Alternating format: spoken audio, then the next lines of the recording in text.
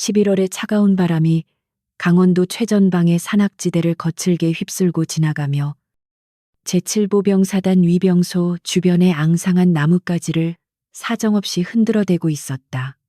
회색빛으로 낮게 깔린 하늘은 금방이라도 차가운 눈발을 쏟아낼 듯 무겁게 내려앉아 있었고, 공기 중에는 겨울 특유의 매캐하고 건조한 냄새가 배어 있었다. 굳게 닫힌 부대의 육중한 철문 너머로 보이는 연병장에는 팽팽한 긴장감이 감돌았고, 초소에서 경계 근무를 서는 병사들의 입김은 하얀 연기가 되어 공중으로 흩어졌다. 이곳은 대한민국 육군의 심장부 중 하나였지만, 동시에 민간인들에게는 철저히 통제된 그들만의 엄격하고도 차가운 세상이었다. 검은색 중형 세단 한 대가 위병소 맞은편에 위치한 방문객 주차장에 조용히 미끄러지듯 들어와 멈춰섰다. 엔진 소리가 잦아들자 운전석이 아닌 뒷좌석 문이 열리고 베이지색 트렌치 코트를 입은 중년의 여성이 천천히 밖으로 걸어 나왔다. 그녀의 이름은 이소윤이었으며 겉모습은 어디서나 볼 수 있는 평범한 중년 여성처럼 보였으나 그 눈빛만큼은 예리한 칼날처럼 차갑게 빛나고 있었다. 그녀는 옷깃을 여미며 부대 정문을 바라보았는데 그 시선에는 단순한 방문객의 호기심이 아닌 모든 것을 꿰뚫어 보는 듯한 깊은 통찰력이 담겨 있었다. 대한민국 육군 창설 이래 여성으로서 최초로 삼성 장군, 즉 중장의 자리에 오른 그녀는 군 내부에서 살아있는 전설로 통하는 인물이었다. 하지만 오늘은 계급장이 번쩍이는 화려한 정복 대신 편안한 사복을 입고 있었기에 위병소 앞을 지나가는 그 누구도 그녀가 육군 본부의 핵심 지휘관이라는 사실을 알아채지 못했다. 이소윤은 수행 비서관을 차 안에 대기시킨 채 홀로 위병소 쪽으로 천천히 발걸음을 옮겼다. 그녀는 사전에 보고된 서류상의 완벽한 수치보다는 예고 없는 방문을 통해 현장에서 병사들이 느끼는 실제 분위기와 지휘관들의 태도를 직접 확인하는 것을 원칙으로 삼고 있었다. 위병소 바로 옆에 마련된 면회 접수처 앞에는 주말을 맞아 면회를 온 몇몇 가족들이 추위 속에서 발을 동동 구르며 순서를 기다리고 있었다. 그 중에서도 이소윤의 시선을 단번에 사로잡은 것은 낡은 가죽 점퍼 차림의 건장한 남성과 그의 곁에 휠체어를 타고 있는 왜소한 노파였다. 남자는 서울지방경찰청 광역수사대의 베테랑 형사 강진혁이었고, 그는 휠체어에 앉은 어머니 오 여사를 누구보다 살뜰히 챙기고 있었다. 강진혁의 투박하고 거친 손길은 어머니의 무릎 담요를 덮어줄 때만큼은 더없이 섬세하고 부드럽게 변했다. 오 여사는 세월의 모진 풍파를 고스란히 맞은 듯 주름진 얼굴이었지만 오랜만에 막내 아들을 볼 생각에 설레는 표정을 감추지 못했다. 그녀는 머리에 두꺼운 회색 털모자를 눈썹까지 깊게 눌러쓰고 있었는데 실내에 들어와서도 절대 모자를 벗으려 하지 않았다. 그것은 단순한 추위 때문이 아니라 과거의 끔찍한 화재 사고가 남긴 지울 수 없는 흉터를 감추기 위한 그녀만의 필사적인 방어 기제였다. 강진혁은 그런 어머니의 아픈 마음을 누구보다 잘 알고 있었기에 지나가는 사람들이 호기심 어린 눈으로 어머니의 머리를 쳐다볼 때마다 날카로운 눈빛으로 그들의 무례한 시선을 사전에 차단하곤 했다. 면회 신청서를 작성하고 기다리는 시간은 지루하고도 초조하게 흘러가고 있었다. 주말이라 방문객이 많기도 했지만 유독 오늘따라 부대 측의 행정 처리가 비정상적으로 늦어지는 듯한 느낌을 지울 수 없었다. 접수 창고 안쪽에 앉은 당직 병사는 곤란한 표정으로 계속해서 전화를 붙들고 있었고 가끔씩 안쪽 사무실을 힐끔거리며 불안한 기색을 보였다. 형사로서 수많은 현장을 누벼온 강진혁은 직감적으로 무언가 부대 내부의 분위기가 심상치 않음을 느꼈다. 특유의 감각이 작동하며 등골이 서늘해지는 것을 느꼈지만 그는 애써 불안한 기색을 감추고 어머니에게 따뜻한 캔 커피를 건네며 안심시켰다. 이소윤 역시 평범한 면회객인 척하며 신청서를 작성한 뒤 대기실 한 구석에 자리를 잡고 앉았다. 그녀는 낡은 잡지를 뒤적이는 척하며 주변의 상황을 면밀히 관찰하기 시작했다. 그녀의 시선이 강진혁 모자에게 머물렀을 때 그녀는 강진혁의 단단한 체격과 날카로운 눈매, 그리고 손등에 있는 작은 흉터들에서 그가 평범한 민간인이 아닌 훈련된 요원이나 경찰일 것이라고 짐작했다.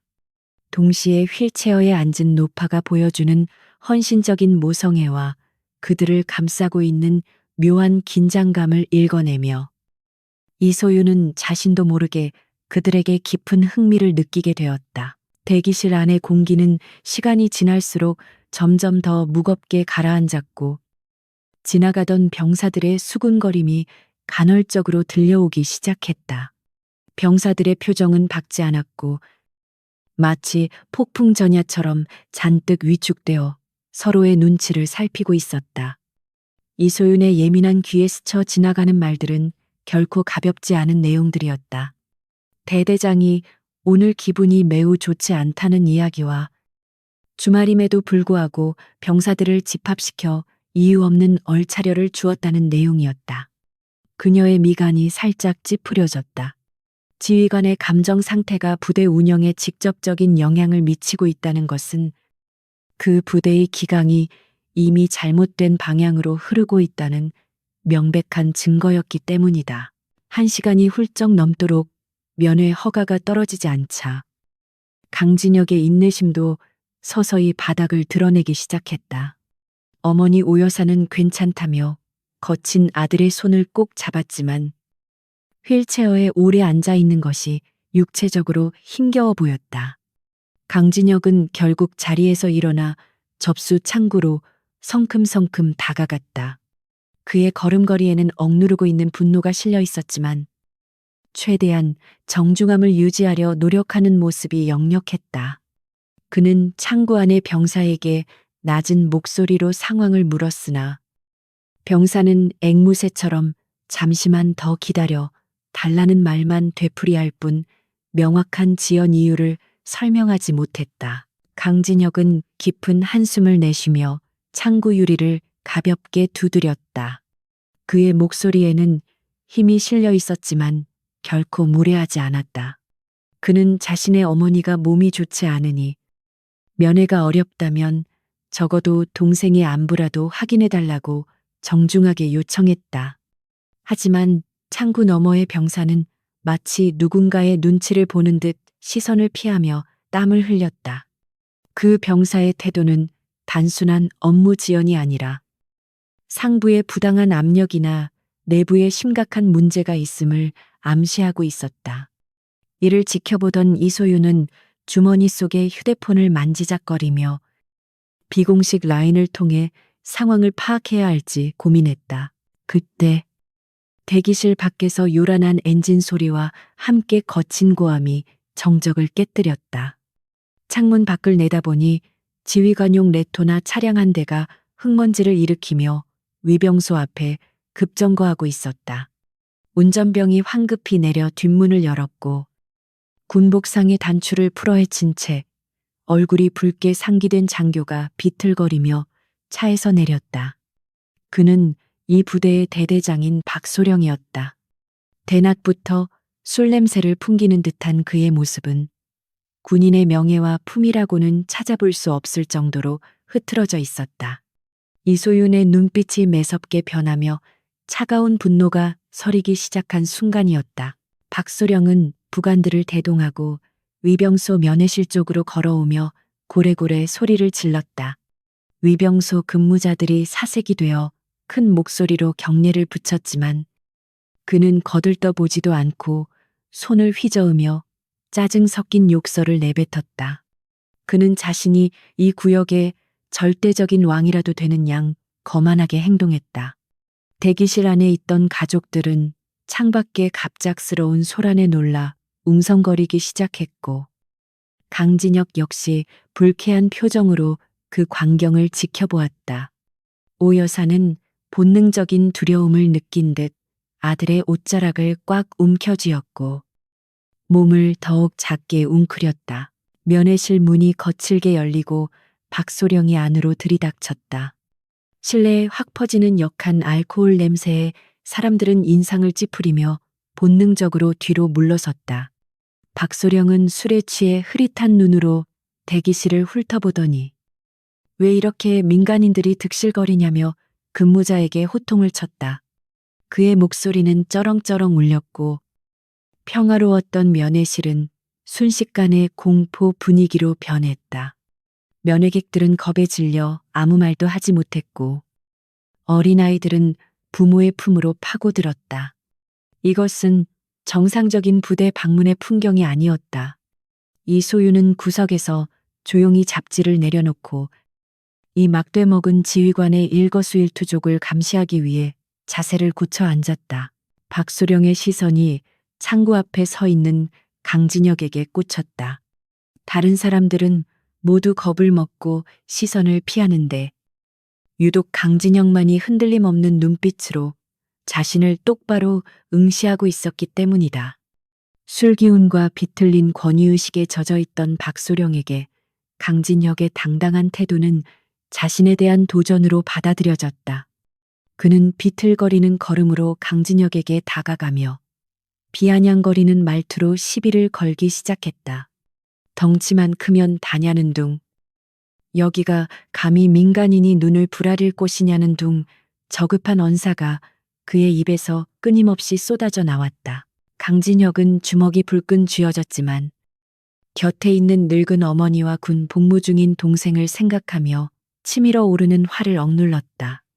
그는 자신의 경찰 신분증을 꺼내 보이지도 않았고 그저 조용히 면회 순서를 기다리고 있을 뿐이라고 최대한 정중하게 대답했다.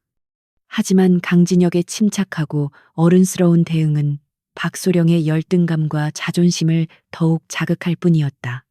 박소령은 강진혁의 가슴팍을 검지 손가락으로 쿡쿡 찌르며 모욕적인 언사를 이어갔다. 지켜보던 이소유는 이 상황이 단순한 시비를 넘어 위험 수위를 넘어가고 있음을 감지하고 개입할 타이밍을 신중하게 재고 있었다. 강진혁이 반응하지 않자 재미가 없어진 박소령은 고개를 돌려 휠체어에 앉아있는 오 여사를 발견했다. 낡은 휠체어와 두꺼운 털모자를 쓴 초라한 노파의 모습이 그의 눈에 몹시 거슬렸던 모양이었다. 그는 입가에 비열한 미소를 띠며 오 여사 쪽으로 다가갔다. 강진혁이 황급히 어머니 앞을 막아섰지만 박소령은 부관들에게 눈짓을 하여 강진혁을 제지하게 했다. 오 여사는 공포에 질려 고개를 숙였고 박소령은 그녀의 털모자를 유심히 쳐다보며 이해할 수 없는 혐오감을 드러냈다. 그의 눈은 광기로 번들거리고 있었다. 면회실의 공기는 이제 숨이 막힐 정도로 팽팽해졌다. 이소유는 더 이상 지켜볼 수만은 없다고 판단하고 자리에서 일어날 준비를 했다. 하지만 그녀가 움직이기 직전 박소령이 오 여사의 코앞까지 얼굴을 들이밀며 모욕적인 말을 내뱉으려 입을 열었다. 강진혁의 눈에서 이성의 끈이 끊어지는 소리가 들리는 듯했다. 평화로워야 할 면회실은 순식간에 일촉즉발의 전장으로 변해버렸고 이 비극적인 충돌은 누구도 예상치 못한 파국을 향해 치닫고 있었다. 운명의 수레바퀴는 잔혹하게 굴러가기 시작했다. 박소령의 입에서 뿜어져 나오는 역겨운 알코올 냄새가 면회실의 차가운 공기를 단숨에 오염시키며 오 여사의 코끝을 찔러왔다. 그는 비틀거리는 몸을 지탱하기 위해 강진혁의 어깨를 거칠게 밀치고는 휠체어에 앉아있는 오 여사의 면전으로 다가갔다. 그의 풀린 동공은 오 여사의 얼굴을 지나 그녀가 필사적으로 눌러쓰고 있는 두꺼운 회색 털모자에 고정되어 있었다. 마치 사냥감을 발견한 하이에나처럼 박소령의 입가에는 비릿하고 잔인한 미소가 번졌다. 그는 부대 안에서 감히 모자를 쓰고 있는 민간인의 모습이 자신의 완벽해야 할 통제 구역에 생긴 오점이라도 되는 양. 불쾌한 기색을 숨기지 않았다. 강진혁은 본능적으로 어머니와 박소령 사이를 가로막으며 최대한 정중하지만 단호한 목소리로 제지하려 했다. 그는 어머니가 지병이 있어 체온 유지가 필요하며 이 모자는 단순한 패션이 아니라 건강상의 이유라고 설명했다. 하지만 이미 술에 절어 이성이 마비된 박소령에게 강진혁의 논리적인 설명은 그저 건방진 민간인의 말대꾸로밖에 들리지 않았다. 박소령은 귀찮다는 듯 손을 휘저으며 강진혁에게 비키라고 소리쳤고 그의 뒤에 서 있던 위관급 장교 2명이 난처한 표정으로 다가와 강진혁의 팔을 잡아 끌었다. 그들은 상관의 명령을 거역할 수 없는 군인들이었기에 그 행동에는 망설임이 묻어 있었다. 오 여사는 공포에 질려 휠체어 손잡이를 하얗게 질린 손으로 꽉 움켜쥐고는 고개를 더욱 깊숙이 숙였다. 그녀의 작은 몸은 사시나무 떨듯 격렬하게 떨리고 있었고 그 모습은 보는 이로 하여금 안타까움을 자아내기에 충분했다. 박소령은 강진혁이 장교들에게 제지당해 움직이지 못하는 틈을 타 오 여사의 바로 앞까지 다가가 허리를 숙였다. 그는 마치 더러운 물건을 검사하듯 오 여사의 털모자를 손가락으로 툭툭 건드렸다. 실내에서 모자를 쓰는 건 예의가 아니라며 빈정거리는 그의 목소리에는 약자에 대한 혐오와 자신의 권력을 과시하려는 비뚤어진 욕망이 가득 차 있었다. 강진혁은 자신을 붙잡고 있는 장교들을 뿌리치기 위해 안간힘을 썼지만 건장한 군인 2명의 힘을 당해내기는 쉽지 않았다.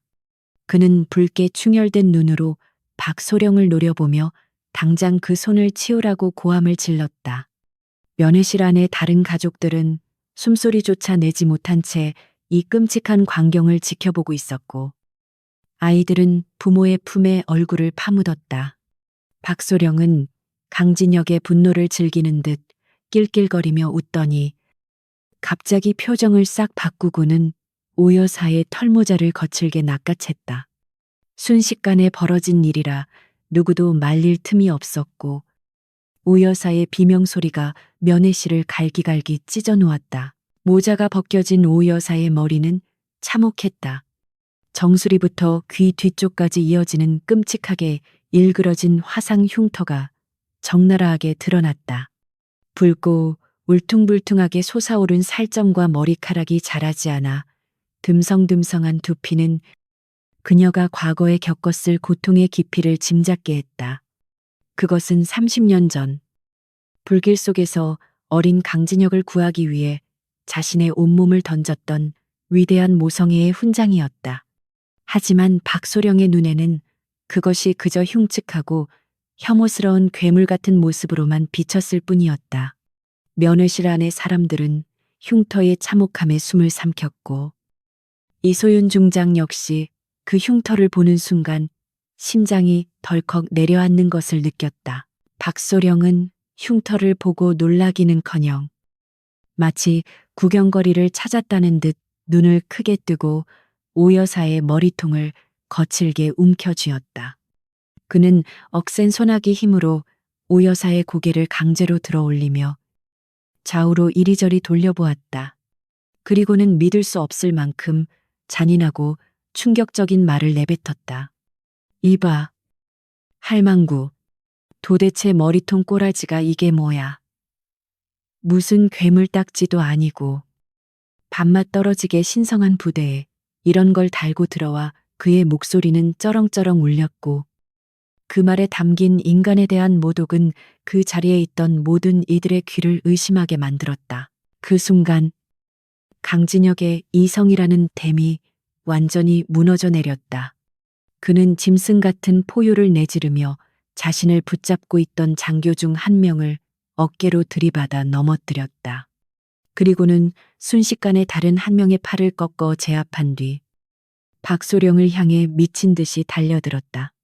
내 이놈 그 입 닥치지 못해 강진혁의 주먹이 허공을 갈랐지만 위병소 밖에서 대기하고 있던 무장병력들이 소란을 듣고 우르르 몰려들어와 그를 덮쳤다. 대여섯 명의 병사가 강진혁의 팔다리를 짓누르고 바닥에 깔아뭉개는 아수라장이 펼쳐졌다. 바닥에 얼굴이 짓눌린 채 강진혁은 피를 토하듯 절규했다. 그는 어머니에게서 더러운 손을 떼라고 울부짖었지만 수적 열쇠 앞에서는 무력할 뿐이었다. 오 여사는 아들이 군인들에게 제압당해 고통스러워하는 모습을 보자 자신의 수치심도 잊은 채 휠체어에서 굴러떨어지듯 내려와 박소령의 군화발을 붙잡았다. 그녀는 눈물 범벅이 된 얼굴로 제발 우리 아들을 용서해달라며 못난 어미가 죄인이라고 빌고 또 빌었다. 하지만 박소령은 자신의 바짓단에 매달린 오 여사를 벌레 보듯 내려다보며 귀찮다는 듯 발을 흔들어 그녀를 떼어내려 했다. 이소유는 자리에서 벌떡 일어났다. 그녀의 주먹은 하얗게 질릴 정도로 꽉 쥐어져 있었고 평소의 냉철함을 유지하려 애쓰던 그녀의 눈동자도 분노로 격렬하게 흔들리고 있었다. 이것은 단순한 권력 남용의 문제가 아니었다. 국가를 위해 헌신해야 할 군인이 국민 중에서도 가장 보호받아야 할 약자와 그 가족을 처참하게 짓밟고 유린하는 반인륜적인 범죄 현장이었다. 그녀는 당장이라도 뛰쳐나가 박소령의 뺨을 올려붙이고 싶었지만 아직 상황을 완벽하게 정리하고 이 썩어빠진 뿌리를 완전히 도려내기 위해 마지막 인내심을 발휘했다. 그녀는 떨리는 손으로 재킷 안주머니에 녹음기를 켰다. 박소령은 바닥에 엎드려 비는 오 여사의 머리를 다시 한번 툭 치며 주머니에서 손수건을 꺼내 자신의 손을 닦았다. 마치 오물이 묻기라도 한 듯 꼼꼼히 손가락 사이를 닦아내는 그의 행동은 보는 이로 하여금 사리를 느끼게 할 만큼 모욕적이었다. 그는 주변에 얼어붙어 있는 병사들에게 소리쳤다. 뭐 하고 있어? 이 미친 모자무즈 당장 끌어내지 않고 업무방해랑 군 모독죄로 경찰에 넘겨버려. 적반하장도 유분수였지만 공포에 질린 병사들은 우물쭈물하며 오 여사와 강진혁을 끌어내기 위해 다가갔다. 강진혁은 병사들에게 짓눌린 채 고개를 들어 어머니를 바라보았다. 벗겨진 모자, 드러난 흉터, 그리고 바닥을 기며 비는 어머니의 모습이 그의 가슴을 후벼 팠다. 그는 형사로서 수많은 범죄자를 잡아왔고 정의를 구현한다고 믿어왔지만 정작 자신의 어머니가 이런 수모를 당하는 순간에는 아무것도 할 수 없다는 무력감에 치를 떨었다. 그의 눈에서 뜨거운 눈물이 바닥으로 뚝뚝 떨어졌다. 그는 억눌린 목소리로 맹세했다.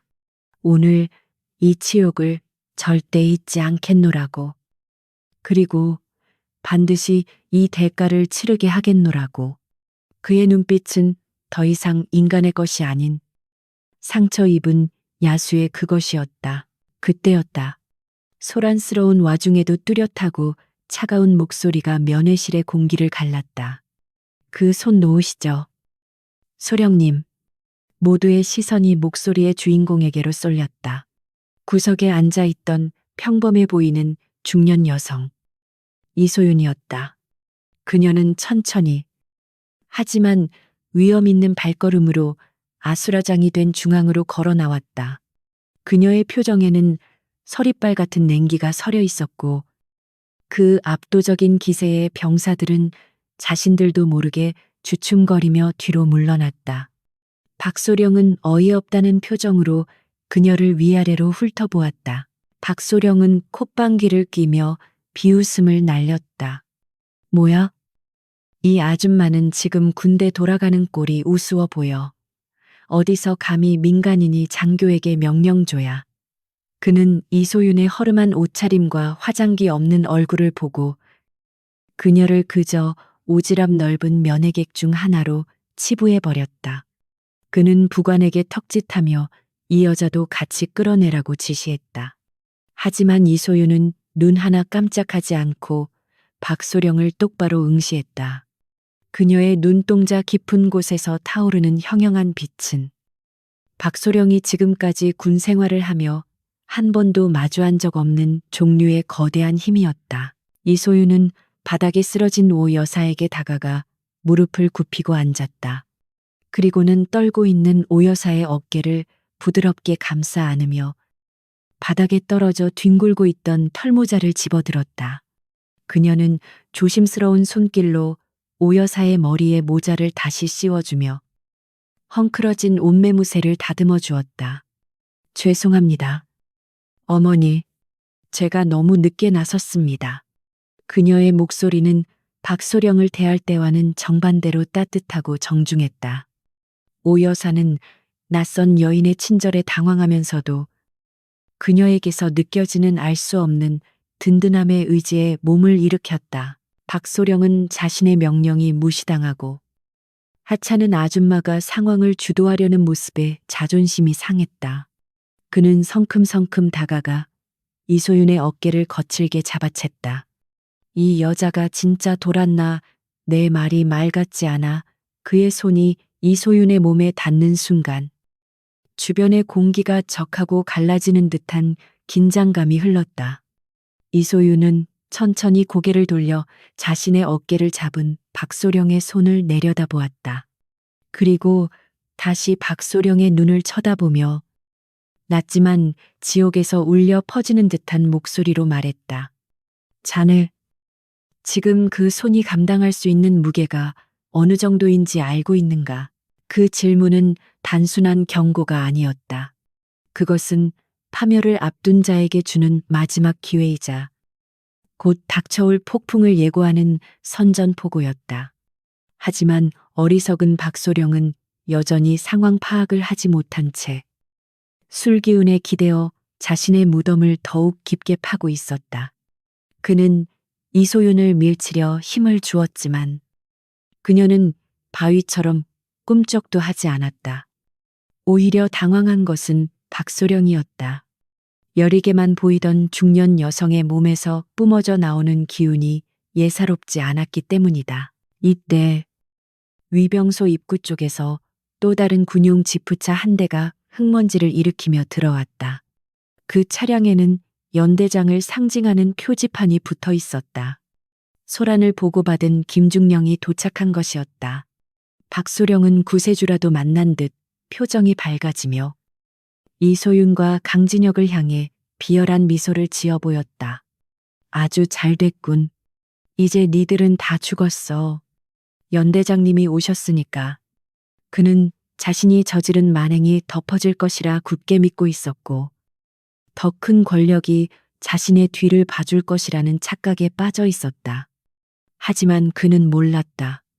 지금 그가 상대하고 있는 여성이 연대장 따위는 감히 고개도 들지 못할 존재라는 사실을. 이소윤은 도착한 연대장의 차량을 덤덤하게 바라보았다. 일이 점점 커지고 있었지만 차라리 잘된 일이었다. 썩은 살을 도려내려면 상처를 완전히 벌려야 하는 법이니까. 그녀는 오 여사를 부축해 일으키며 강진혁에게 눈짓을 보냈다. 조금만 더 참으세요. 정의가 구현될 것입니다. 말은 하지 않았지만 그녀의 눈빛은 강진혁에게 강한 신뢰를 전달했다. 이제 무대는 마련되었고 악인들은 제 발로 심판대에 오르고 있었다. 다가오는 김중령의 발걸음 소리가 마치 사형수의 행진곡처럼 들려왔다. 김중령의 등장은 혼란스러웠던 면회실의 공기를 일순간에 다른 종류의 긴장감으로 바꿔놓았다. 빳빳하게 다림질된 전투복과 어깨 위에서 번쩍이는 중령 계급장은 그가 이 구역의 실질적인 지배자임을 과시하고 있었다. 그는 흙먼지가 채 가라앉기도 전에 지프차에서 내려 거만한 표정으로 주변을 둘러보았다. 하지만 그의 시선은 사태의 진상을 파악하려는 지휘관의 냉철함보다는 자신의 통제구역에서 소란이 발생했다는 사실 자체에 대한 짜증으로 가득 차 있었다. 그는 성큼성큼 다가오며 주변 병사들이 경례 구호를 외치는 소리조차 귀찮다는 듯 손을 대충 들어 올렸다 내리는 것으로 응대했다. 박소령은 김중령의 모습을 보자마자 마치 구세주라도 만난 듯 비굴한 웃음을 지으며 달려나갔다. 방금 전까지 민간인을 향해 짐승처럼 포효하던 기세는 온데간데 없었고, 꼬리를 흔드는 강아지처럼 굽실거리는 모습은 보는 이로 하여금 역겨움을 자아냈다. 박소령은 김중령에게 거수경례를 붙이며 입에서는 여전히 진동하는 술 냄새를 풍겼다. 그는 다급한 목소리로 민간인들이 부대 안에서 난동을 부리고 있으며 자신이 그것을 제지하려다 모욕을 당했다는 거짓 보고를 늘어놓기 시작했다. 그의 말은 교묘하게 왜곡되어 있었고 모든 책임을 힘없는 피해자들에게 전가하고 있었다. 김중령은 박소령에게서 나는 역한 알코올 냄새를 맡고 미간을 찌푸렸지만 그를 질책하지는 않았다. 두 사람은 평소에도 호영호재하며 부대 내의 각종 이권을 챙겨온 깊은 유착 관계였기 때문이다. 김중령에게 중요한 것은 정의나 규정이 아니라 자신의 충실한 신복인 박소령의 위신을 세워주고 자신의 권위를 지키는 것이었다. 그는 박소령의 등을 두드려주며 안심하라는 신호를 보냈고 차가운 눈빛으로 바닥에 쓰러져 있는 강진혁과 오여사, 그리고 그 곁에 서 있는 이소윤을 차례로 훑어보았다. 그의 눈에는 명백한 적의가 담겨 있었다. 강진혁은 억울함을 호소하기 위해 바닥에서 몸을 일으키려 애썼다. 그는 입가에 터진 피를 닦아내며 김중령을 향해 소리쳤다. 연대장님, 오해입니다. 저 자가 술에 취해 제 어머니를 폭행하고 모욕했습니다. 저는 경찰 공무원으로서 정당방위를 했을 뿐입니다. 강진혁은 품 안에서 찌그러진 경찰 신분증을 꺼내 보이며 같은 제복 입은 공무원으로서의 최소한의 상식과 공조를 기대했다. 그러나 그의 기대는 김중령의 비릿한 코웃음과 함께 산산이 조각나고 말았다. 김중령에게 경찰 따위는 자신의 영토 안에서 아무런 힘도 없는 존재에 불과했다.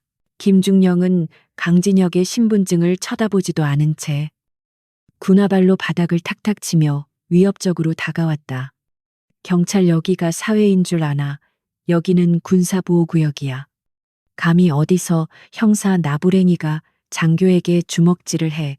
김중령의 목소리는 논리가 아닌 억지와 권위로 가득 차 있었다.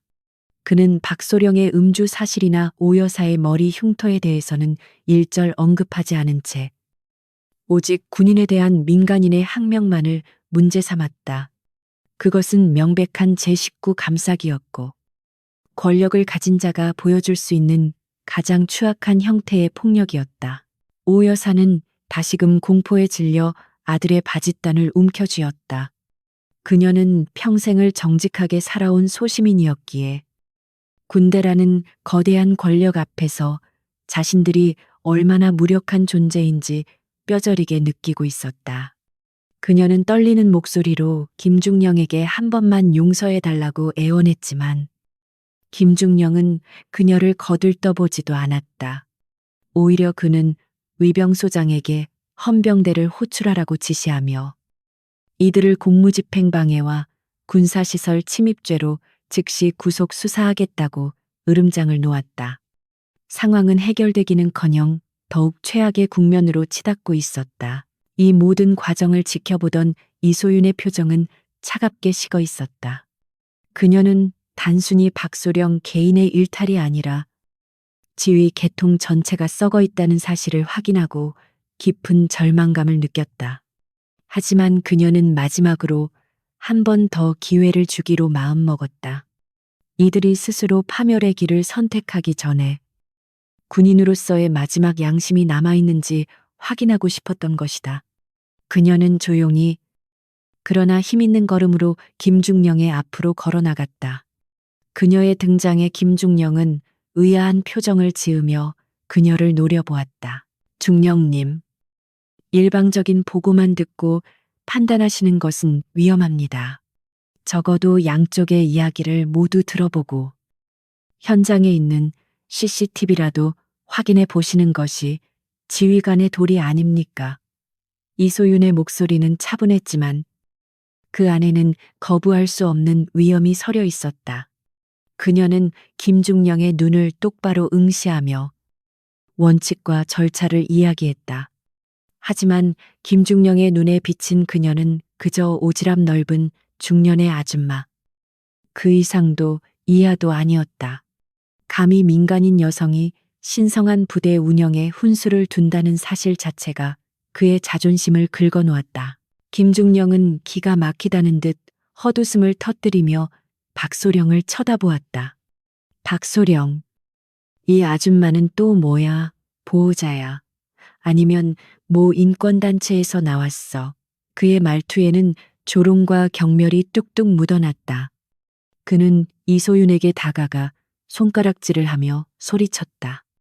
이봐요, 아줌마. 여기가 시장 바닥인 줄 아세요? 어디서 감히 훈계질입니까? 당신도 공범으로 엮여서 콩밥 먹고 싶지 않으면 당장 입 다물고 꺼지세요. 그는 이소윤의 허름한 트렌치 코트를 훑어보며 그녀를 사회적 지위가 낮은 평범한 주부로 단정지어 버렸다. 이소윤은 김중령의 무례한 태도에도 눈 하나 깜짝하지 않았다. 오히려 그녀의 눈빛은 더욱 깊고 서늘해졌다. 저는 단지 군의 명예가 실추되는 것을 막고자 드리는 말씀입니다. 부하의 잘못을 덮어주는 것이 진정한 리더십은 아니지요.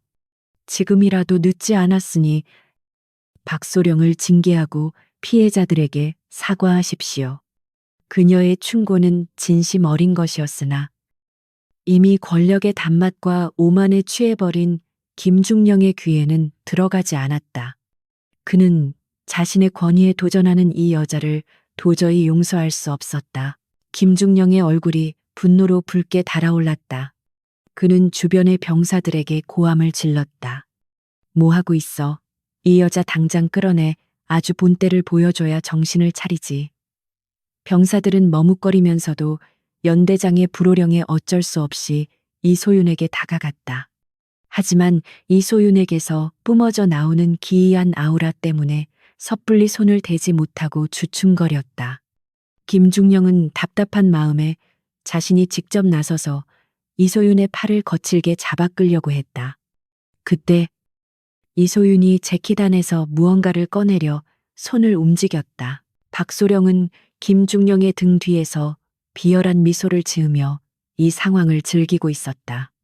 자신을 괴롭히던 강진혁이 바닥을 기고 있고 건방진 아줌마가 연대장에게 혼쭐이 나는 모습은 그에게 더할 나위 없는 카타르시스를 선사했다. 그는 김중령에게 속삭였다. 연대장님, 이 여자도 아주 수상합니다. 아까부터 절 노려보는 눈빛이 예사롭지 않았습니다.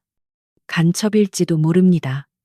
박소령의 터무니없는 모함은 불난 집에 기름을 붓는 격이었다. 김중령은 그 말에 혹해 더욱 흉포한 기세를 드러냈다. 강진혁은 병사들에게 짓눌린 채 고개를 들어 이소윤을 바라보았다. 처음 보는 낯선 여성이 자신들을 위해 이토록 위험을 무릅쓰고 나서는 이유를 알 수 없었지만 가슴 깊은 곳에서 뜨거운 감동이 밀려왔다. 그는 소리쳤다. 그분에게 손대지 마라. 그분은 아무 잘못 없다. 하지만 그의 외침은 공허한 메아리가 되어 흩어질 뿐이었다. 김중령은 이제 이성을 잃고 폭주하는 기관차와 같았다. 그는 자신의 권력을 과시하기 위해 가장 약해 보이는 대상을 본보기로 삼으려 하고 있었다. 이소윤은 한숨을 내쉬며 잡으려던 전화기를 잠시 멈추었다. 그녀는 김중령과 박소령, 그리고 이 상황을 방관하고 있는 부대의 모든 시스템을 향해 마지막 경고를 날리기로 했다. 후회하지 않으시겠습니까? 중령님, 지금 이 선택이 당신의 군 생활, 아니 인생 전체를 바꿀 수도 있습니다. 그녀의 목소리는 작았지만 면회실 전체를 울릴 만큼 또렷했다. 그것은 단순한 협박이 아니라 미래를 내다보는 예언과도 같았다. 그러나 어리석은 자들은 언제나 파국이 눈앞에 닥치기 전까지는 진실을 보지 못하는 법이다. 김중령은 코웃음을 치며 이소윤의 어깨를 밀쳤다. 후에 내 사전엔 그런 단어 없다. 당신 같은 아줌마가 내 인생을 논해 당장 이 쓰레기들을 영창에 쳐넣어 그의 고함과 함께 상황은 걷잡을 수 없는 폭력의 소용돌이 속으로 빠져들었다.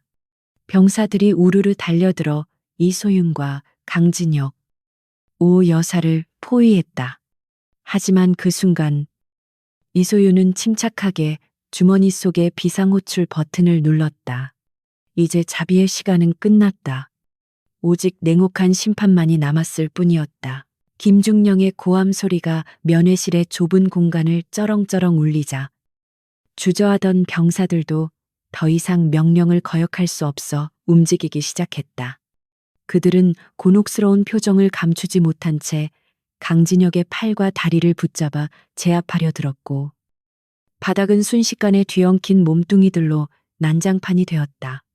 강진혁은 형사 특유의 완력과 기술로 병사들을 뿌리치려 안간힘을 썼지만 무장한 군인들의 수적 우위를 당해내기에는 역부족이었다.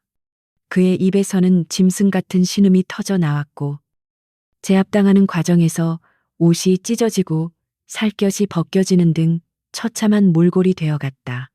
이것은 명백한 공권력의 남용이었으나 폐쇄적인 부대 안에서 그들을 막아줄 법과 원칙은 존재하지 않았다. 박소령은 병사들에게 제압당해 바닥에 얼굴을 문대고 있는 강진혁을 보며 낄낄거렸다. 그는 마치 승리한 장군이라도 된 양 의기양양하게 뒷짐을 지고 그 주위를 맴돌았다. 거봐, 내가 뭘 했어. 감히 어디서 민간인 따위가 장교한테 대들어. 너 같은 놈은 사회에서나 형사지. 여기선 그냥 침입자일 뿐이야. 그의 비아냥은 강진혁의 가슴에 비수처럼 꽂혔다. 박소령은 휠체어에 힘없이 주저앉아 울고 있는 오 여사에게도 다가가 발로 휠체어 바퀴를 툭툭 건드리며 노인을 향한 최소한의 공경심조차 없는 패륜적인 태도를 보였다. 이소윤은 이 끔찍한 광경을 지켜보며 깊은 탄식을 내뱉었다. 그녀는 지금 당장이라도 자신의 신분을 밝히고 이 미쳐버린 상황을 종료시킬 수 있었지만 그녀가 원하는 것은 단순한 상황 종료가 아니었다. 그녀는 이 부대의 지휘관들이 얼마나 타락했는지, 그리고 그들이 약자를 대하는 태도가 얼마나 썩어 빠졌는지를 뼈저리게 확인하고 싶었다. 그녀는 병사들이 자신에게 다가오자 저항하지 않고 두 손을 들어 보이며 차분하게 말했다. 내 발로 나가겠습니다. 손대지 마세요. 그녀의 목소리는 낮았지만 병사들을 멈칫하게 만드는 기이한 위엄이 서려 있었다. 하지만 김중령은 그런 이소윤의 태도가 마음에 들지 않았다. 그는 콧방귀를 뀌며 성큼성큼 다가와 이소윤의 앞을 가로막았다. 이봐요, 아줌마.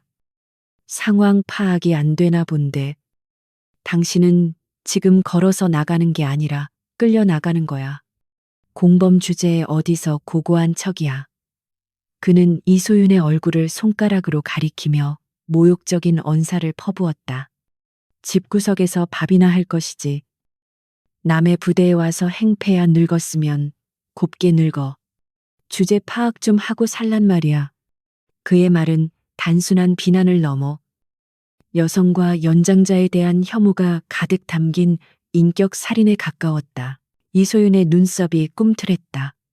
그녀는 평생을 군에 몸담으며 수많은 남성 군인들과 경쟁해왔고 실력으로 그들을 압도하여 지금의 자리에 올랐다. 그런 그녀에게 집구석에서 밥이나 하라는 말은 그녀의 인생 전체를 부정하는 모독이었다. 하지만 그녀는 화를 내는 대신 서늘한 미소를 지었다.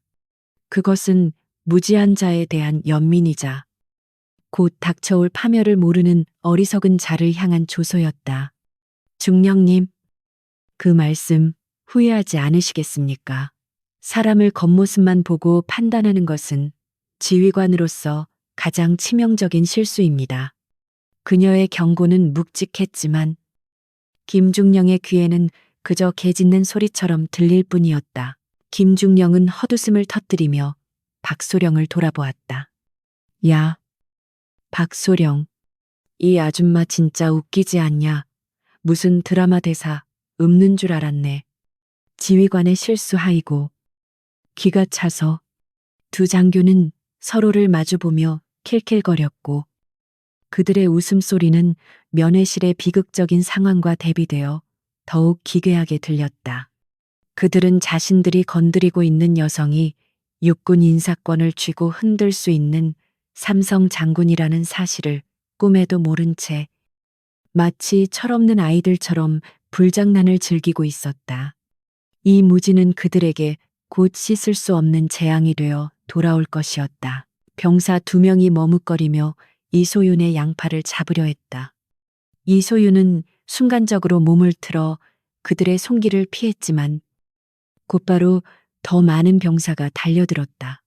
거칠고 투박한 군인들의 손이 대한민국 육군 중장의 팔을 강제로 움켜쥐는 군 역사상 유례없는 하극상이 벌어지는 순간이었다. 이소윤은 억지로 끌려가면서도 품위를 잃지 않으려 노력했지만 억세게 조여오는 완력 앞에서는 어쩔 수 없이 몸이 휘청거렸다. 그녀의 트렌치코트가 구겨지고 머리카락이 흐트러졌지만 그녀의 눈빛만큼은 그 어느 때보다 형형하게 빛나고 있었다. 강진혁은 병사들에게 깔린 상태에서 고개를 들어 이소윤이 끌려가는 모습을 보았다. 그는 피가 역류하는 듯한 분노를 느꼈다. 자신과 어머니 때문에 생면부지의 여성이 모욕을 당하고 끌려가는 것을 도저히 볼 수 없었다. 그는 젖먹던 힘까지 짜내어 소리쳤다. 그분에게 손대지 마. 내가 다 잘못했다. 제발 그분은 놔줘. 그의 절규는 애처로웠지만 김중령과 박소령에게는 그저 패배자의 비명소리로 들릴 뿐이었다. 그들은 강진혁의 절망을 즐기며 더욱더 잔인하게 그들을 짓밟으라고 병사들을 독촉했다. 박소령은 끌려가는 이소윤의 뒤통수에 대고 소리쳤다.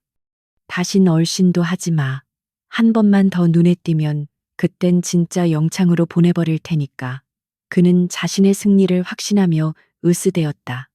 김중령 역시 팔짱을 낀 채 만족스러운 표정으로 상황이 정리되는 것을 지켜보고 있었다. 그들은 자신들이 부대의 기강을 확립하고 악성 민원인을 퇴치했다고 믿었을 것이다. 하지만 그들의 등 뒤에 있는 창문 너머로 평소와는 다른 심상치 않은 기운이 몰려오고 있다는 사실은 전혀 눈치채지 못하고 있었다. 이소윤은 병사들에게 이끌려 면회실 밖으로 나가기 직전 마지막으로 뒤를 돌아 김중령과 박소령을 쳐다보았다. 그리고 입모양으로 나지막이 중얼거렸다. 끝났다. 그녀의 그 한마디는 소리 없이 허공으로 흩어졌지만 그 순간 면회실의 공기가 미묘하게 바뀌었다. 밖에서 웅웅거리는 낮은 진동음이 들려오기 시작했기 때문이다. 처음에는 바람소리인가 싶었지만 소리는 점점 더 커지고 규칙적으로 변해갔다. 그것은 단순한 차량 소음이 아닌 대규모 병력이 이동할 때 발생하는 육중한 기계음이었다. 위병소 정문을 지키던 근무병들의 표정이 사색이 되어가고 있었다. 멀리서 접근하는 차량 행렬이 심상치 않았기 때문이다. 검은색 세단 여러 대가 선두에 서고 그 뒤를 이어 헌병대의 순찰차와 작전용 트럭들이 줄지어 달려오고 있었다. 하늘에서는 헬기 소리까지 들려오며 부대 전체를 진동시켰다. 근무병들은 당황하여 무전을 치려했지만 통신망은 이미 마비된 상태였다. 이것은 사전에 예고된 훈련이나 방문이 아니었다. 누군가가 의도적으로 그리고 압도적인 힘으로 이 부대를 포위하고 들어오고 있었다. 면회실 안의 김중령도 바닥에서 느껴지는 진동을 감지하고 인상을 찌푸렸다. 뭐야, 밖이 왜 이리 시끄러워. 무슨 공사라도 하나. 그는 박소령에게 밖을 내다보라고 턱짓했다. 박소령은 투덜거리며 창가로 다가갔다. 하지만 창밖을 내다본 박소령의 얼굴은 순식간에 하얗게 질려버렸다. 그의 눈은 믿을 수 없는 광경을 본 사람처럼 크게 확장되었고 입은 떡 벌어진 채 다물어지지 않았다. 연 대장님, 저거. 그는 말을 더듬으며 손가락으로 밖을 가리켰다. 김중령은 박소령의 바보 같은 반응에 짜증을 내며 직접 창가로 다가갔다. 그리고 그 역시 얼어붙고 말았다. 위병소 정문 바리케이드가 강제로 열리고 번호판에 별이 새겨진 검은색 관용차들이 들이닥치고 있었다. 그중 선두 차량에는 육군본부 헌병대의 마크가 선명했다.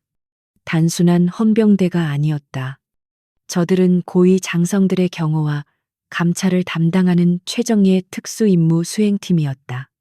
김중령의 머릿속이 하얗게 변했다. 도대체 왜 저런 거물들이 자신의 부대에 예고도 없이 들이닥친단 말인가. 이소윤을 끌고 가던 병사들도 밖에 소란의 걸음을 멈추었다. 면회실 문이 벌컥 열리며 당직 사관이 숨이 턱까지 차서 뛰어들어왔다. 연 대장님, 큰일 났습니다. 육군 본부에서 감찰팀이, 아니, 그보다 더 높은 분들이 오신 것 같습니다. 지금 위병소를 완전히 통제당했습니다. 사관의 목소리는 공포로 떨리고 있었다. 김중령과 박소령은 서로의 얼굴을 쳐다보았다. 그들의 눈동자에는 설명할 수 없는 불안감이 스쳐 지나갔다. 설마 아까 그 아줌마가 아니야? 그럴 리가 없어. 그들은 애써 부정하려 했지만 심장은 미친 듯이 뛰기 시작했다. 이소윤은 자신을 잡고 있던 병사들의 손이 느슨해진 틈을 타 옷매무새를 가다듬었다. 그녀는 당황해하는 김중령과 박소령을 향해 차가운 미소를 보냈다. 손님이 오셨군요. 아주 귀한 손님들이. 그녀의 목소리는 더 이상 힘없는 중년 여성의 것이 아니었다. 그것은 수만 명의 병사를 지휘하는 장군의 위엄이 서린 천둥 같은 호령이었다. 그녀는 천천히, 아주 천천히 시계의 시간을 확인했다. 약속된 시간이 정확히 1분도 틀리지 않고 맞아떨어졌다. 그때 면회실 밖에서 우렁찬 구호 소리가 들려왔다. 충성 중장님께 대하여 받들어 총 수백 명의 병사들이 동시에 외치는 경례 구호는 건물을 뒤흔들 만큼 압도적이었다. 중장 3스타 김중령과 박소령의 뇌리에 번개가 내리꽂혔다. 이 부대 관할 군단장도 중장이었지만 오늘은 방문 일정이 없었다. 그렇다면 누구란 말인가?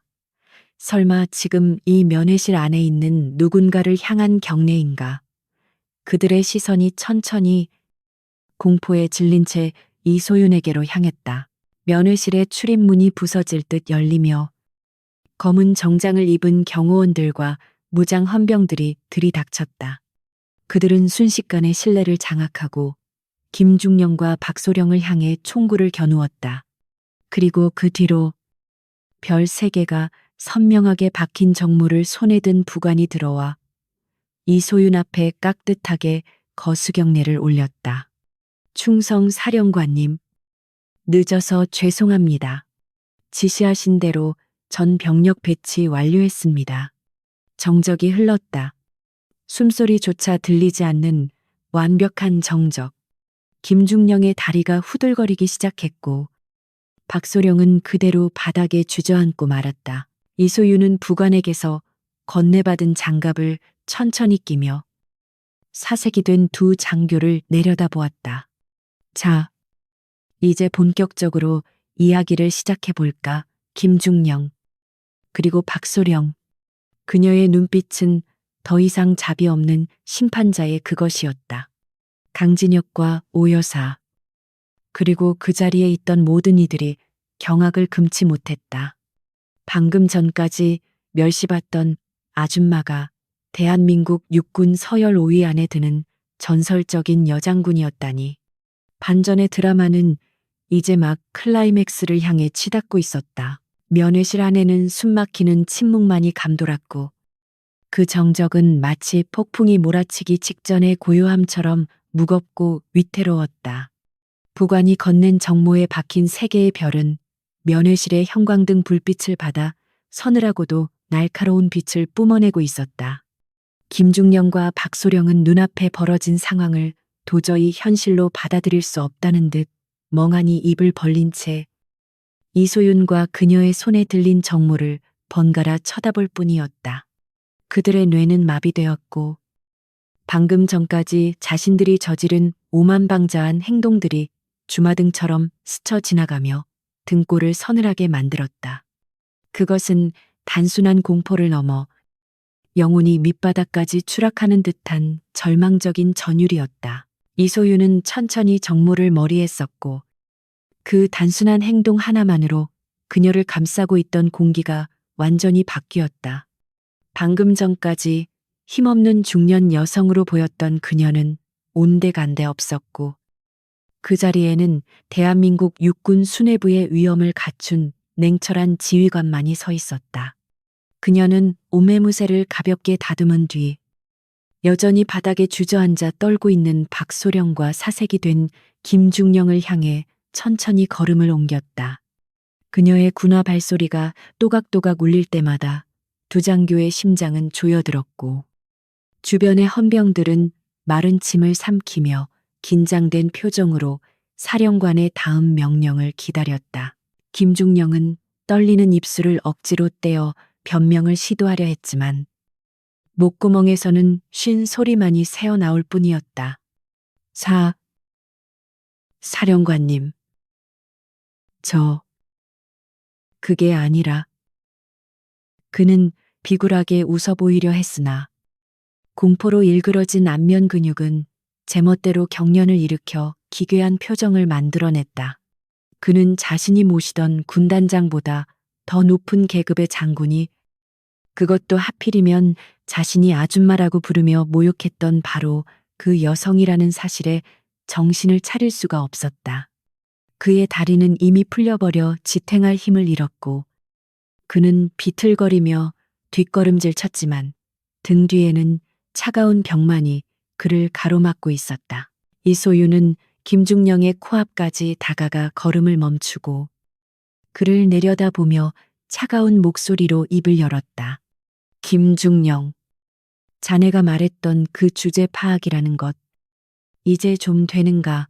그녀의 질문은 날카로운 비수처럼 김중령의 폐부를 찔렀다. 그는 고개를 들 수조차 없었고 시선을 바닥에 떨군 채 덜덜 떨며 죽을 죄를 지었습니다라는 말만 앵무새처럼 반복했다. 하지만 이소윤의 눈빛에는 일말의 자비도 없었다. 그녀는 지금 이 순간이 단순히 개인의 분풀이가 아닌 군의 기강을 바로 세우고 실추된 명예를 회복해야 할 엄중한 심판의 시간임을 명확히 알고 있었기 때문이다. 그때 바닥에 엎드려 있던 박소령이 갑자기 이소윤의 바짓단을 잡고 오열하기 시작했다. 장군님, 저는 아무것도 몰랐습니다. 연대장님이 시키는 대로 했을 뿐입니다. 제발 한 번만 살려주십시오. 그는 자신의 직속상관인 김중령에게 모든 책임을 전가하며 비굴하게 목숨을 구걸했다. 방금 전까지 오 여사의 머리 흉터를 조롱하고 강진혁을 짓밟던 위세는 온데간데 없었고 살기 위해 동료까지 팔아먹는 추악한 본성만이 적나라하게 드러났다. 이 모습을 지켜보던 김중령은 배신감에 치를 떨며 박소령을 노려보았지만 그 역시 제 코가 석자라 아무런 말도 할 수 없었다.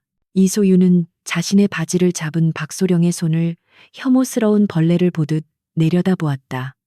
그녀는 헌병 대장에게 눈짓을 보냈고 즉시 건장한 헌병 2명이 달려들어 박소령을 거칠게 떼어냈다. 그 더러운 손 치워라. 자네는 군복을 입을 자격도 누군가의 상관이 될 자격도 없다. 이소윤의 일갈은 박소령에게 내려진 사형 선고와도 같았다. 박소령은 헌병들에게 질질 끌려가면서도 계속해서 살려달라고 울부짖었지만 면회실 안에 그 누구도 그에게 동정의 시선을 보내지 않았다. 오히려 병사들은 그동안 쌓였던 울분을 사기며 통쾌하다는 표정으로 그 광경을 지켜보았다. 강진혁은 멍하니 이 모든 상황을 지켜보고 있었다. 자신을 짓누르던 병사들은 이미 물러나 각 잡힌 자세로 부동 자세를 취하고 있었고, 어머니 오여사 역시 놀란 눈으로 이소윤을 바라보고 있었다. 강진혁은 형사 생활을 하며 수많은 권력자들을 봐왔지만 이토록 압도적인 카리스마와 정의로운 힘을 가진 인물은 처음이었다. 그는 자리에서 일어나 옷에 묻은 먼지를 털어내며 휠체어에 앉은 어머니의 어깨를 감싸 안았다. 오 여사는 아직도 상황 파악이 덜 된 듯 어리둥절한 표정이었지만 악독한 장교들이 제압당하는 모습을 보며 안도의 한숨을 내쉬었다. 이소윤은 박소령과 김중령을 향해 다시 시선을 돌렸다. 자네들은 군인이라는 신분을 이용해 약자를 괴롭히고 국민을 보호해야 할 의무를 저버렸다. 특히 나라를 위해 헌신한 가족에게 씻을 수 없는 모욕을 준 행위는 그 어떤 변명으로도 용서받을 수 없는 중죄다. 그녀의 목소리는 점점 고조되어 면회실 전체를 쩌렁쩌렁 울렸다.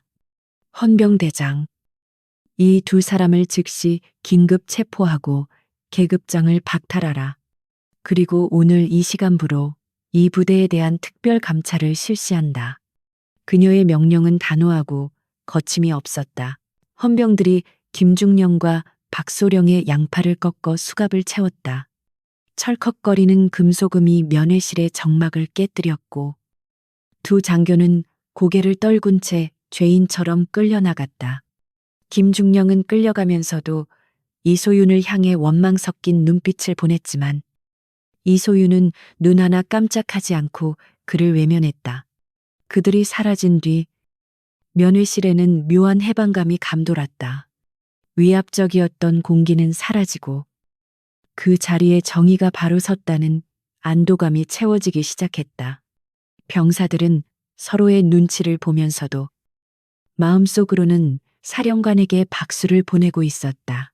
상황이 정리되자 이소윤은 딱딱한 표정을 풀고 강진혁과 오 여사에게 다가갔다. 그녀는 다시 부드러운 중년 여성의 눈빛으로 돌아와 오 여사의 손을 따뜻하게 잡았다. 어머니, 많이 놀라셨죠? 제 부하들이 몹쓸 짓을 했습니다. 정말 죄송합니다. 그녀는 대한민국 육군 중장이라는 높은 신분임에도 불구하고 허리를 깊이 숙여 진심 어린 사과를 전했다. 그 모습은 권위적인 군인의 모습이 아니라 아픔을 공감하고 위로할 줄 아는 진정한 리더의 모습이었다. 오 여사는 이소윤의 손을 맞잡으며 눈물을 글썽였다. 오 여사는 떨리는 목소리로 말했다. 아이고, 장군님. 저는 괜찮습니다. 우리 아들만 무사하면 됩니다. 이렇게 도와주셔서 정말 감사합니다. 그녀는 평생을 헌신하며 살아온 소시민답게 자신의 고통보다 타인에 대한 감사를 먼저 표현했다. 이소윤은 그런 오 여사의 모습에서 자신의 어머니를 떠올리며 가슴 한구석이 찡해옴을 느꼈다.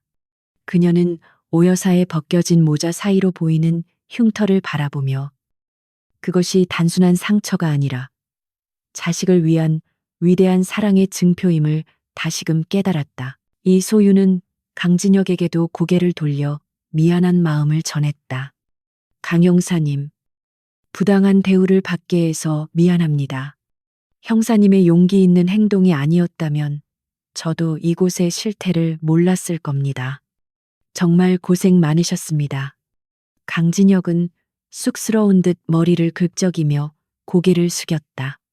아닙니다. 사령관님, 제가 오히려 감정을 조절하지 못해 소란을 피웠습니다. 사령관님 덕분에 저희 어머니의 명예를 지킬 수 있었습니다. 두 사람 사이에는 직업과 계급을 초월한 깊은 신뢰와 존경심이 오갔다. 이때 부대 밖에서 대기하고 있던 의무대 요원들이 면회실로 들어왔다. 이소윤은 미리 지시해둔 대로 오 여사와 강진혁의 건강 상태를 체크하도록 했다. 두 분 다 병원으로 모셔라. 그리고 정신적인 충격까지 꼼꼼하게 보살펴 드려야 한다. 그녀의 세심한 배려에 강진혁은 다시 한번 감동했다.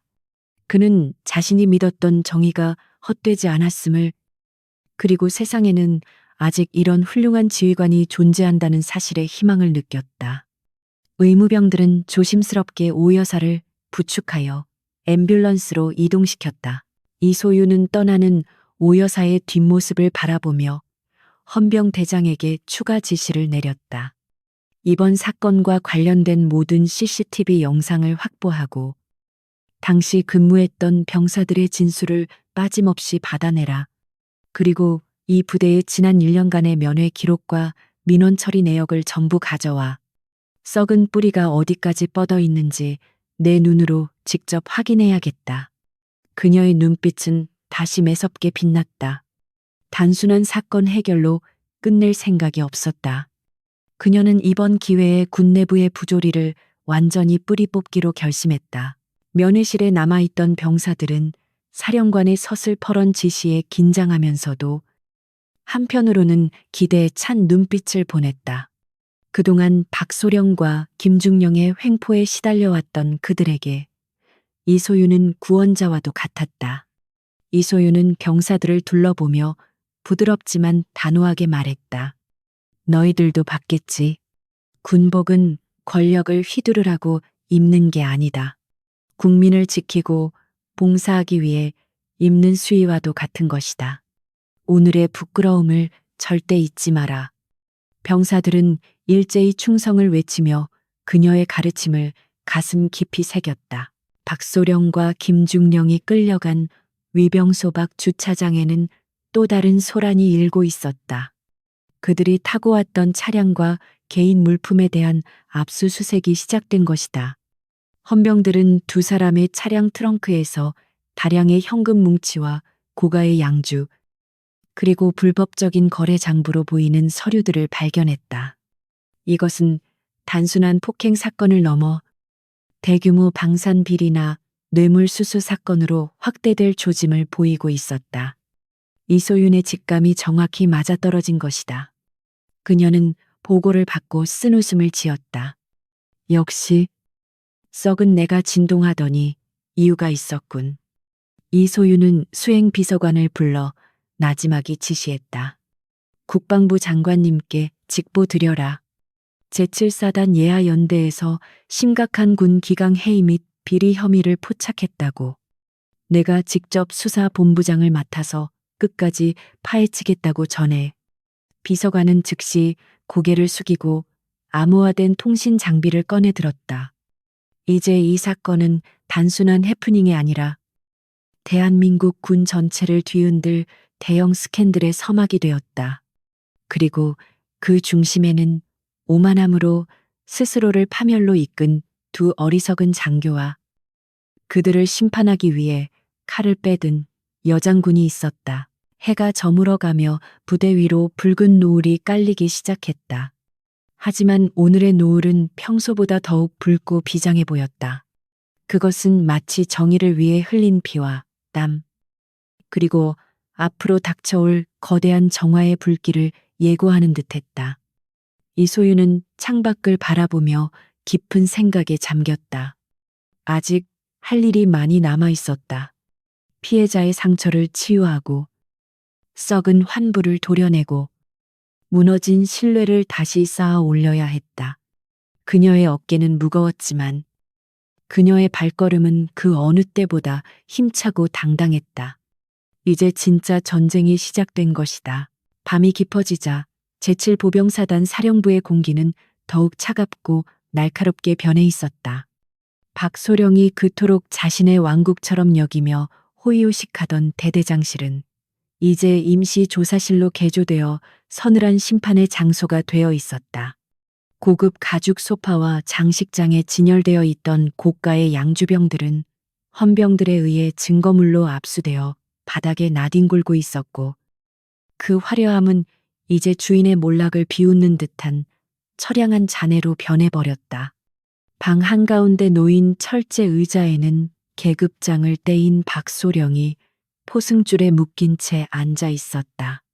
불과 몇 시간 전까지 부하들에게 고함을 치며 위세를 떨던 그의 모습은 온데간데 없었고, 초라한 죄수복을 입은 채 덜덜 떨고 있는 나약한 인간만이 남아있을 뿐이었다.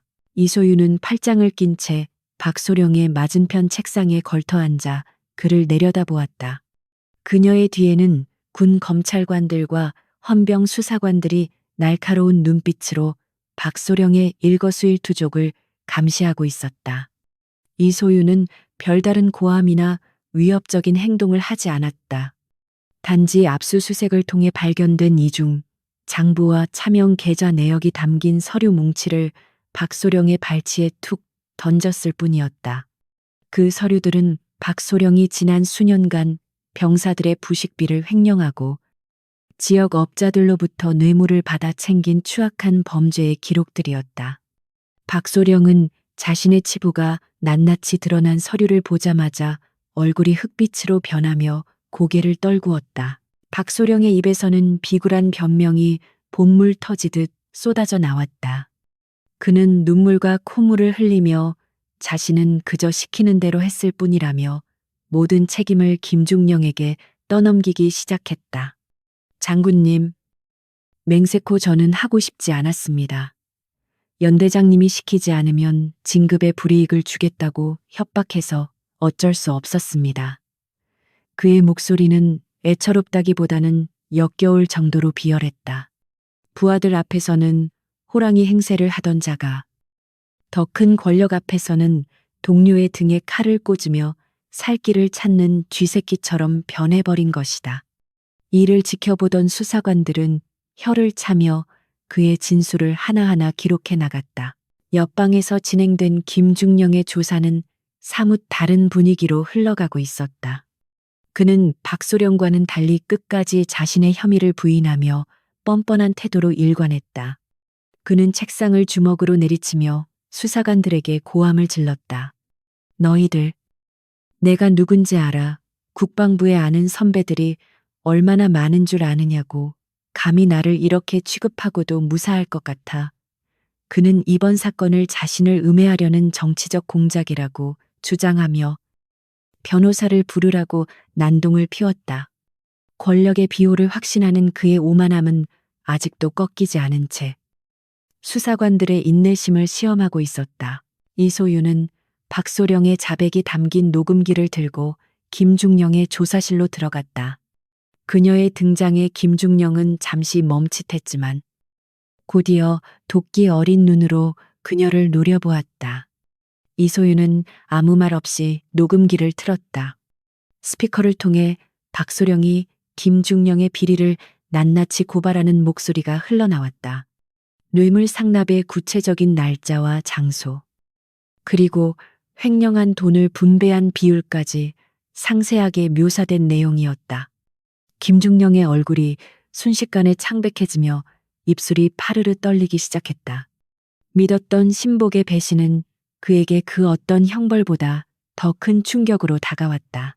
자, 김중령, 이것도 정치적 공작이라고 우길 셈인가? 이소윤의 차가운 질문에 김중령은 아무런 대꾸도 하지 못하고 입술만 깨물었다.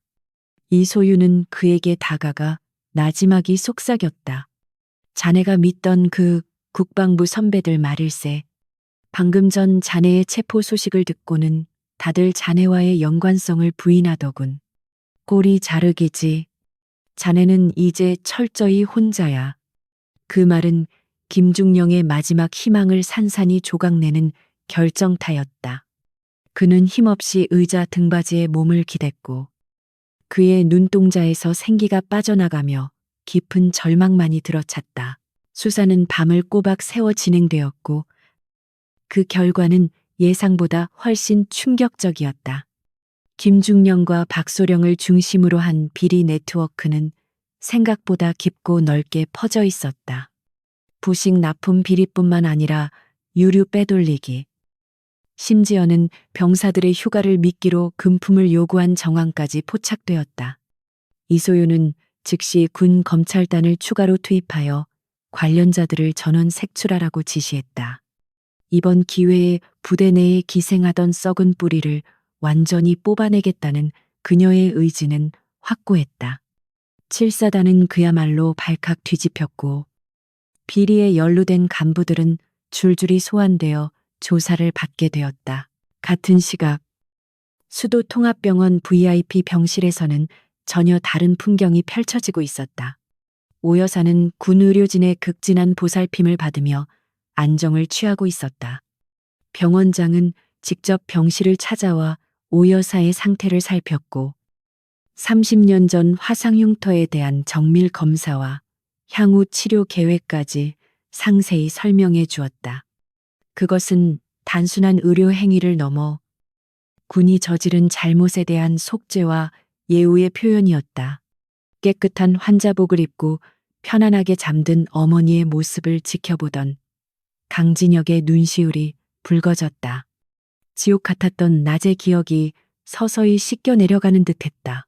강진혁이 병실 밖 복도에 서서 잠시 바람을 쐬고 있을 때 정복을 갖춰 입은 중년의 장교가 다가왔다. 그는 육군 본부 인사참모부장이었다. 그는 강진혁을 보자마자 모자를 벗고 정중하게 허리를 숙였다. 강 형사님, 그리고 어머님께 군을 대표하여 진심으로 사죄드립니다. 자식 교육을 잘못 시킨 부모의 심정으로 뼈저리게 반성하고 있습니다.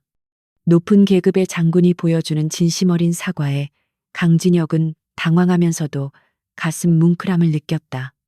그는 비로소 박소령과 김중령 같은 쓰레기들만 군대에 있는 것이 아니라는 사실을 깨닫고 굳게 닫혔던 마음의 문을 조금씩 열기 시작했다. 강진혁은 인사참모부장에게 답례를 하며 말했다. 사령관님 덕분에 저희 모자가 살았습니다. 그분이 아니었으면 오늘 무슨 일이 벌어졌을지 상상만 해도 끔찍합니다. 그의 말에 장교는 씁쓸한 미소를 지으며 고개를 끄덕였다. 이소윤 장군님은 우리 군의 양심과도 같은 분이십니다. 이번 사건을 계기로 저희도 많은 것을 깨달았습니다. 다시는 이런 불상사가 발생하지 않도록 시스템을 뜯어고치겠습니다. 두 남자는 굳은 악수를 나누며 서로 다른 제복을 입고 있지만 정의를 추구한다는 공통점을 확인했다. 다시 부대 조사실로 돌아온 시점. 창밖으로는 희미하게 여명이 밝아오고 있었다. 밤새 진행된 강도 높은 조사 끝에 김중령과 박소령의 모든 범죄 혐의가 입증되었다. 그들은 이제 장교가 아닌 미결수 신분으로 군 교도소로 이송될 준비를 하고 있었다. 포승줄에 묶여 호송차로 끌려가는 두 사람의 모습은 처참하기 그지없었다. 그들을 지켜보는 병사들의 눈빛에는 더 이상 두려움이 없었다. 오히려 경멸과 안도감이 뒤섞인 차가운 시선들만이 그들의 마지막 가는 길을 배웅할 뿐이었다. 그 누구도 그들에게 경례를 하지 않았다. 그것은 군인으로서 겪을 수 있는 가장 큰 불명예였다. 강진혁의 동생인 강일병은 내무반 창문을 통해 이 모든 과정을 지켜보고 있었다. 그는 어제까지만 해도 형과 어머니가 당한 수모 때문에 타령이라도 하고 싶은 심정이었지만 지금은 가슴 벅찬 자부심을 느끼고 있었다. 동료 병사들이 다가와 그의 어깨를 두드리며 너희 형이랑 어머니 진짜 대단하시다. 덕분에 우리 부대가 살았다며 격려의 말을 건넸기 때문이다. 강일병은 주먹을 불끈 쥐며 다짐했다. 남은 군 생활 동안 어머니와 형에게 부끄럽지 않은 당당한 군인이 되겠노라고. 그의 눈에는 새로운 희망의 빛이 감돌았다. 부대 지휘권은 즉시 인근 연대장에게 임시로 이양되었다. 새로 부임한 임시 지휘관은 첫 명령으로 박소령이 만들어 놓은 불합리한 내무 부조리와 가혹 행위들을 전면 폐지한다고 선언했다. 병사들은 환호했고 얼어붙어 있던 연병장에는 오랜만에 활기찬 구호 소리가 울려 퍼졌다. 썩은 살을 도려낸 자리에 새살이 돋아나듯 제7사단은 빠르게 정상화의 길을 걷기 시작했다.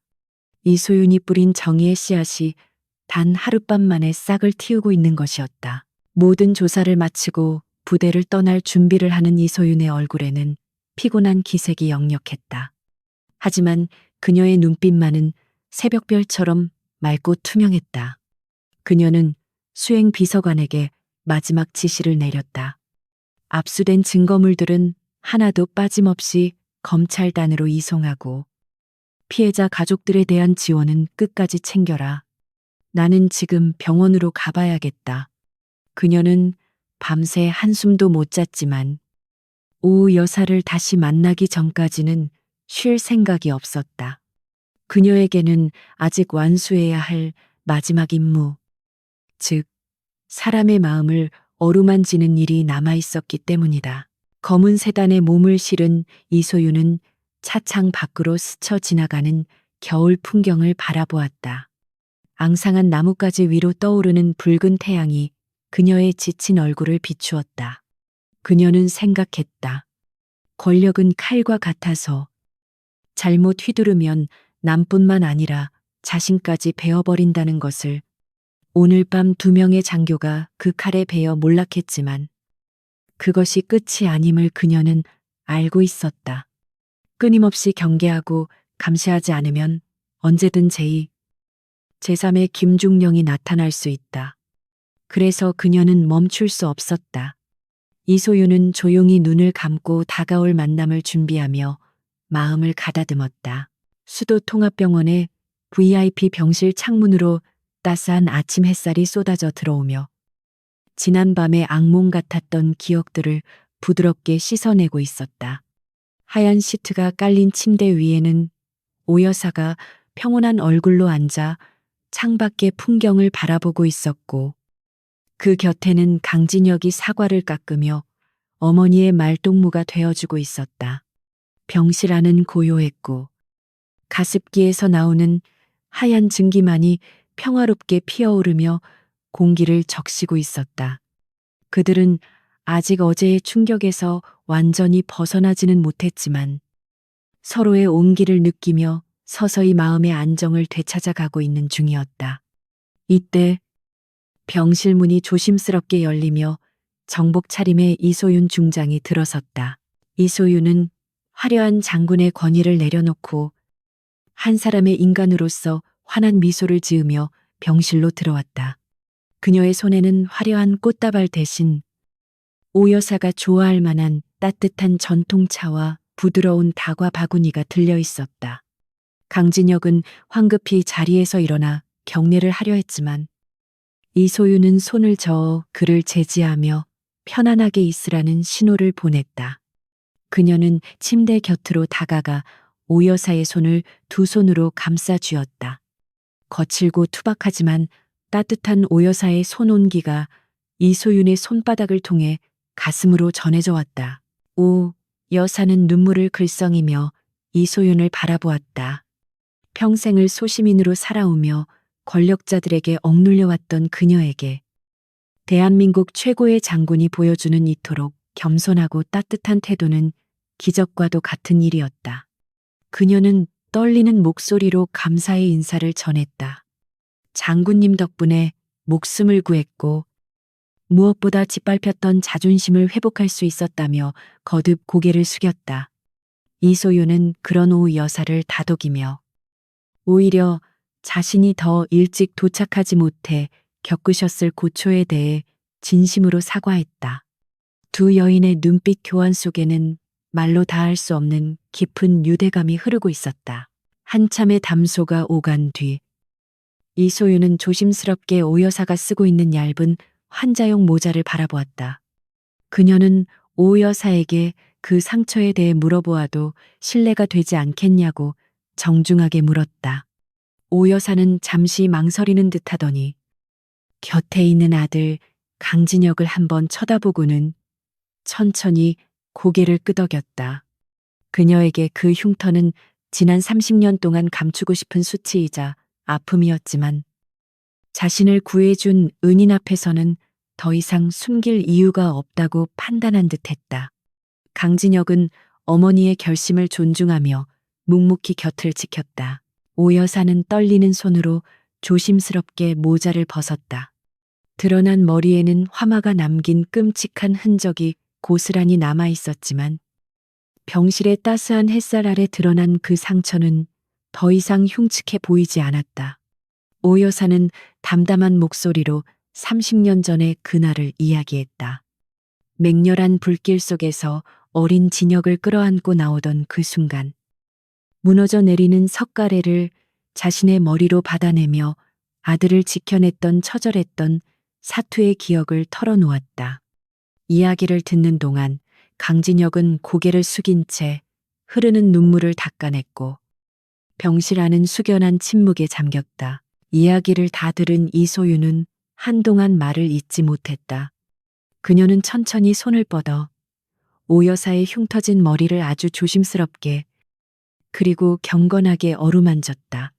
그녀의 손길에는 그 어떤 혐오감도 없었고 오직 무한한 존경과 위로만이 담겨 있었다.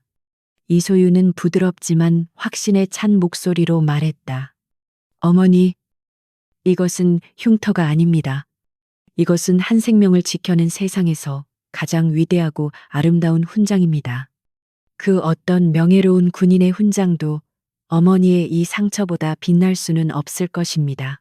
이소윤의 그 한마디는 오 여사가 평생 가슴속에 품고 살았던 응어리를 단번에 녹여버렸다. 사람들의 시선이 두려워 한여름에도 모자를 벗지 못했던 세월. 괴물 같다는 소리를 들으며 숨죽여 울었던 지난 날들이 주마등처럼 스쳐 지나갔다. 오 여사는 이소윤의 손을 잡고 하염없이 눈물을 흘렸다. 그것은 슬픔의 눈물이 아니라 자신의 인생과 희생을 진정으로 인정받은 사람만이 흘릴 수 있는 치유와 해방의 눈물이었다. 강진혁 역시 어머니를 부둥켜 안고 오열하며 그동안 어머니의 아픔을 깊이 헤아리지 못했던 자신을 반성했다. 이소윤은 자리에서 일어나 옷매무새를 단정히 했다. 그리고 침대에 앉아있는 오 여사를 향해 부하 장군들에게나 할 법한 가장 정중하고 절도 있는 거수경례를 올렸다. 그것은 단순히 연장자에 대한 예우가 아니라 희생과 사랑이라는 가치를 몸소 실천한 위대한 영혼에 바치는 군인의 최고 경이었다. 충성. 그녀의 구호는 작았지만 병실을 가득 채울 만큼 묵직한 울림을 주었다. 오 여사는 눈물 젖은 미소로 그 경례를 받았고 그 순간 그녀는 더 이상 피해자가 아닌 승리자였다. 병원을 나서는 이소윤의 발걸음은 그 어느 때보다 가벼웠다.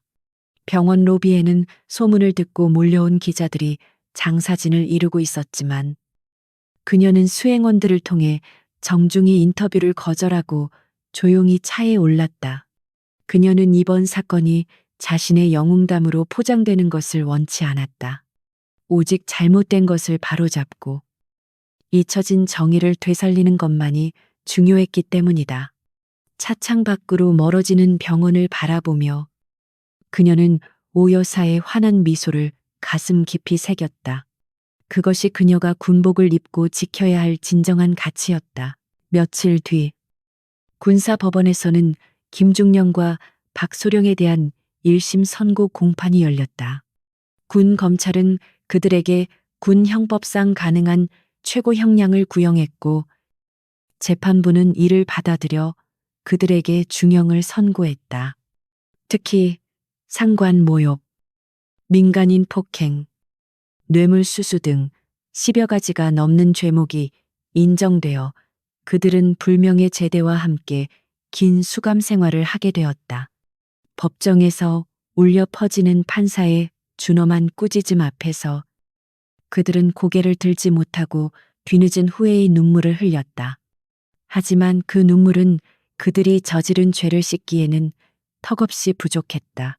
사건이 마무리된 후 제7보병사단은 완전히 새로운 부대로 다시 태어났다. 이소윤의 특별 지시로 부대 내의 불합리한 악습들이 폐지되었고 장병들의 인권을 존중하는 새로운 병영 문화가 정착되기 시작했다. 강진혁의 동생 강일병은 부대원들의 존경을 받으며 모범적인 군 생활을 이어갔고 강진혁 형사 역시 경찰 내부에서 이번 사건을 계기로 약자를 위한 수사에 더욱 매진하게 되었다. 정의가 승리했다는 소식은 입소문을 타고 퍼져나가 군과 사회 전반에 신선한 충격을 던져주었다. 계절이 바뀌어 어느덧 차가운 바람이 잦아들고 따스한 봄 기운이 감돌기 시작했다. 이소윤은 바쁜 일정을 마치고 늦은 밤 집무실 창가에 홀로 섰다. 서울의 밤하늘은 도시의 불빛에 가려 별이 잘 보이지 않았지만 그녀의 마음속에는 강원도 최전방에서 보았던 쏟아질 듯한 별빛들이 선명하게 남아 있었다. 그녀는 자신의 어깨에 달린 세 개의 별을 만지작거리며 생각에 잠겼다. 이 별은 권력을 과시하기 위한 장식이 아니라 어둠 속에서 길을 잃은 사람들을 비춰주는 등대와 같은 책임임을 다시금 되새겼다. 책상 위에는 오 여사가 퇴원 후 직접 짜서 보낸 털목도리와 감사의 편지가 놓여 있었다. 삐뚤빼뚤한 글씨로 쓰인 편지에는 장군님 덕분에 다시 세상 밖으로 나올 용기를 얻었다는 내용이 담겨 있었다. 이소윤은 목도리를 목에 두르고 거울을 보았다. 화려한 정복보다 투박한 털목도리가 훨씬 더 따뜻하고 값지게 느껴졌다. 그녀는 미소를 지으며 편지를 소중히 서랍에 넣었다. 그것은 그녀가 앞으로 군 생활을 해나가는 데 있어 가장 강력한 무기이자 위로가 될 것이었다. 진정한 힘은 큰 소리를 치거나 남을 짓밟는 데서 나오는 것이 아니다. 그것은 타인의 아픔에 공감하고 불의에 맞서 물러서지 않으며 자신의 위치에서 묵묵히 책임을 다하는 데서 나온다. 박소령과 김중령은 그 단순한 진리를 몰랐기에 스스로 파멸했고 오 여사와 강진혁은 그 진리를 지켰기에 승리할 수 있었다. 이소윤은 밤하늘을 올려다보며 다짐했다. 이 땅의 모든 어머니들이 그리고 모든 아들들이 부당한 권력에 눈물 흘리지 않는 세상을 만들기 위해 자신의 별이 다 닳아 없어질 때까지 빛을 잃지 않겠노라고. 밤하늘의 별들은 여전히 묵묵히 제 자리를 지키고 있었고 그 아래로 흐르는 도심의 불빛들은 마치 거대한 강물처럼 일렁였다. 세상은 여전히 소란스럽고 불완전하지만 그 속에는 이소윤과 강진혁 그리고 오 여사처럼 서로를 지켜주는 작은 등불들이 존재하고 있었다. 어둠은 빛을 이길 수 없다는 오래된 격언이 오늘따라 더욱 가슴 깊이 와닿았다. 이소윤은 창문을 닫고 다시 업무로 복귀했다. 그녀의 밤은 아직 끝나지 않았지만 그 끝에는 반드시 찬란한 새벽이 기다리고 있을 것임을 그녀는 믿어 의심치 않았다.